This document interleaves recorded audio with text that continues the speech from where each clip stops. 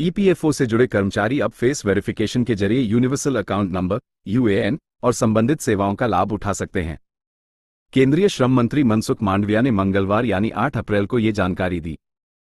मांडविया ने बिहार के 6 जिलों अररिया, सहरसा, औरंगाबाद, बांका, पूर्वी चंपारण और गोपालगंज को कर्मचारी राज्य बीमा निगम ईएसआईसी के तहत पूर्ण रूप से अधिसूचित करने की भी घोषणा की।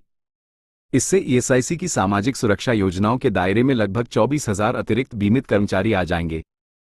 मांडविया ने संवाददाताओं से कहा कि कर्मचारी भविष्य निधि संगठन ईपीएफओ ने चेहरे के सत्यापन यानी फेस ऑथेंटिकेशन के जरिए भविष्य निधि का यूएएन आवंटित करने और उसे सक्रिय करने के लिए उन्नत डिजिटल सेवाएं शुरू की हैं। यह ईपीएफओ के करोड़ों सदस्यों के लिए संपर्क रहित, सुरक्षित और पूरी तरह से डिजिटल सेवा वितरण की दिशा में एक महत्वपूर्ण कदम है।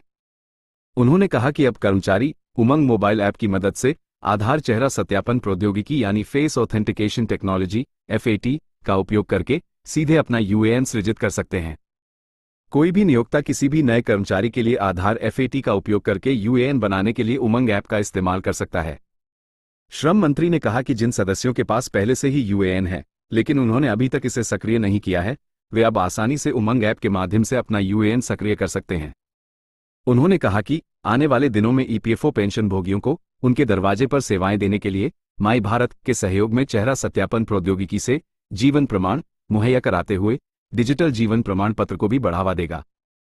वित्त वर्ष 2024-25 में ईपीएफओ ने 1 करोड़ 26 लाख यूएएन आवंटित किए। हालांकि इनमें से केवल 44 लाख यूएएन ही सदस्यों द्वारा सक्रिय किए गए थे। केंद्रीय मंत्री ने बिहार में ईएसआईसी के विस्तार पर कहा कि फिलहाल बिहार के कुल 38 में से 27 जिले पूरी तरह से अधिसूचित हैं और 11 जिले आंशिक रूप से अधिसूचित हैं।